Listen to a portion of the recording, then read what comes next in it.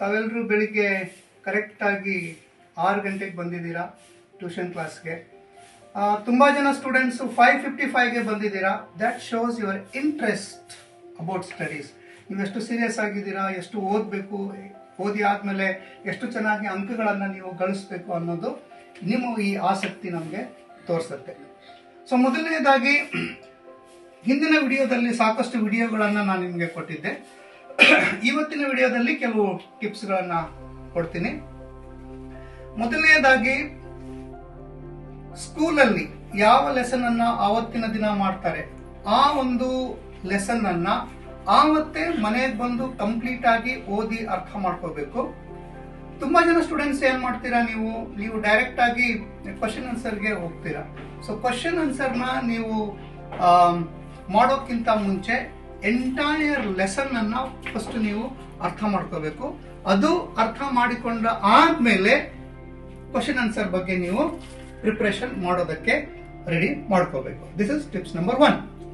Tips number 2, so ಯಾವುದೇ study ನೀವು ಮಾಡುವಾಗ, ನೀವು ಯಾವುದೇ ಸ್ಟ್ಯಾಂಡರ್ಡ್ ಆಗಿರ್ಬೋದು, ನೀವು 3rd ಸ್ಟ್ಯಾಂಡರ್ಡ್ ಆಗಿರ್ಬೋದು ಅಥವಾ 4th ಆಗಿರ್ಬೋದು, 5th ಆಗಿರ್ಬೋದು, 8th ಆಗಿರ್ಬೋದು ಅಥವಾ 10th ಆಗಿರ್ಬೋದು, first you need to prepare your time table.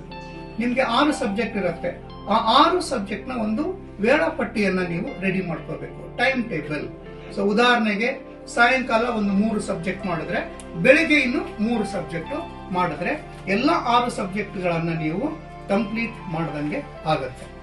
Tips number 3, ನೀವು ವೇಳಾಪಟ್ಟಿ ಮಾಡಿಕೊಂಡ ಆದ್ಮೇಲೆ ನೀವು ಯಾವುದಾದ್ರೂ ವಿಷಯ, ಯಾವುದೇ ಒಂದು ಸಬ್ಜೆಕ್ಟ್ ತಮಗೆ ಡಿಫಿಕಲ್ಟಿ ಅನ್ಸಿದ್ರೆ, ಕಷ್ಟ ಅನ್ಸಿದ್ರೆ ಆ ಒಂದು ವಿಷಯಕ್ಕೆ ಸಾಕಷ್ಟು ಸಮಯಗಳನ್ನ ನೀವು ಮೀಸಲಿಡಬೇಕಾಗುತ್ತೆ. ಅಂದ್ರೆ ಆ ಒಂದು ಪರ್ಟಿಕ್ಯುಲರ್ ಸಬ್ಜೆಕ್ಟ್ಗೆ ಒಂದು ಸ್ವಲ್ಪ ಸಮಯನ ಕೊಟ್ರೆ ಆ ಒಂದು ಪರ್ಟಿಕ್ಯುಲರ್ ವಿಷಯನ ನೀವು ಚೆನ್ನಾಗಿ ಅರ್ಥ ಮಾಡ್ಕೋಬಹುದು.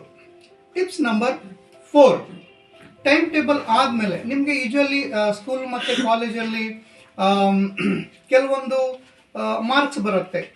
ಉದಾಹರಣೆಗೆ ನಕಾಶೆ ಆಗಿರ್ಬೋದು ಅಥವಾ ಮ್ಯಾಪ್ ಅಂತ ಕರಿತೀವಿ. ಇದು ಗ್ಯಾರಂಟಿ ಮಾರ್ಕ್ಸ್ ಬರುವಂತದ್ದು. ಮ್ಯಾಪ್ಸ್ ಆಗಿರ್ಬೋದು ಅಥವಾ ಕೆಲವೊಂದು ಡೈಗ್ರಾಮ್ಸ್ ಆಗಿರ್ಬೋದು ಅಥವಾ ಗ್ರಾಫ್ಸ್ ಆಗಿರ್ಬೋದು. ಈ ತರದನ್ನ ಪ್ರತಿದಿನ ನೀವು ಬರೆದು ಪ್ರಾಕ್ಟೀಸ್ ಮಾಡೋದ್ರಿಂದ ಖಂಡಿತವಾಗ್ಲೂ ನೀವು ಒಳ್ಳೆ ಅಂಕಗಳನ್ನ ಗಳಿಸಬಹುದು. ಸೊ ಸ್ಟೂಡೆಂಟ್ಸ್, ತುಂಬಾ ನೀವು ಒಂದು ಆಸಕ್ತಿಯಿಂದ, ಉತ್ಸುಕತೆಯಿಂದ ನಮ್ಮ ಕ್ಲಾಸ್ಗೆ ಬರ್ತಾ ಇದ್ದೀರಿ. ಸೊ ಈ ತರಗತಿಯ ಜೊತೆಗೆ ನಾನೇನು ಕೆಲವೊಂದು ಟಿಪ್ಸ್ ಗಳನ್ನ ನಿಮ್ಗೆ ಕೊಡ್ತಾ ಇದ್ದೀನಿ. ಆ ಟಿಪ್ಸ್ ಗಳನ್ನ ತಾವು ಅಪ್ಲೈ ಮಾಡ್ಕೊಳ್ಳೋದ್ರಿಂದ you all can score unbelievable marks in your examination. Thank you very much. ಇನ್ನೊಂದು ವಿಡಿಯೋದೊಂದಿಗೆ ಮುಂದಿನ ವಿಡಿಯೋದಲ್ಲಿ ಸಿಗೋಣ. ನಮಸ್ಕಾರ.